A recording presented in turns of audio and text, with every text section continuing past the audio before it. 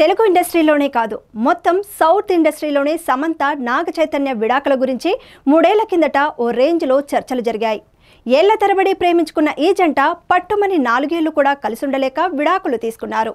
2017లో అంగరంగ వైభవంగా పెళ్లి చేసుకున్న ఈ జంట 4 ఏళ్లకే విడాకులు తీసుకుని అందరికీ షాక్ ఇచ్చారు. ఇక వీళ్ళ విడాకులపై అప్పట్లో జరిగిన చర్చలు అన్నీ ఇన్ని కావు. దాదాపు నెల రోజుల వరకు వీళ్ళ టాపికే నడిచింది. ఇక వీళ్ళిద్దరూ ఎందుకు విడిపోయారనే విషయంపై ఎవరికి తోచిన వారు కారణాలు అప్పట్లో పలువురు చెప్పుకొచ్చారు. అయితే అసలు కారణాలు మాత్రం ఇప్పటి వరకు బయటికి రాలేదు. ఇప్పటికీ వీళ్ళిద్దరూ ఏ కారణం వల్ల విడిపోయారనేది క్లారిటీ లేదు. కాగా తాజాగా ప్రముఖ డాక్టర్ భువనగిరి బీజేపీ ఎంపీ అభ్యర్థి బూర నర్సయ్య గౌడ్ వీరి విడాకులకు సంబంధించిన కారణాలను బయటపెట్టాడు.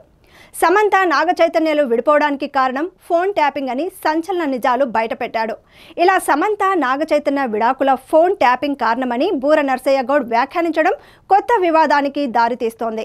ఇందులో ఎంత నిజముందో తెలియాల్సి ఉంది. కాగా బూర నర్సయ్య గౌడ్ భువనగిరి నుంచి పార్లమెంటుకి పోటీ చేశారు. బీఆర్ఎస్ తరపున ఎంపీగా గతంలో బూర నర్సయ్య గౌడ్ పోటీ చేశారు. ఆ తర్వాత బీఆర్ఎస్ కు రాజీనామా చేసి బీజేపీలో చేరిపోయారు. ఇక సమంత నాగ చైతన్యల విషయానికి వస్తే వీరిద్దరూ కలిసి తొలిసారి ఏం మాయ చేసావే సినిమా కోసం కలిసి పనిచేశారు. సమంతకు ఇది తొలి సినిమా అవడం విశేషం.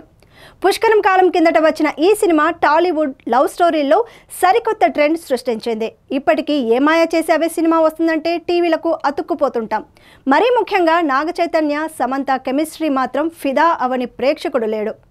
ఇక ఈ సినిమాతోనే పరిచయమైన వీరిద్దరూ ఫ్రెండ్స్గా మారి ఆ తర్వాత రిలేషన్ బంధంలోకి అడుగుపెట్టారు.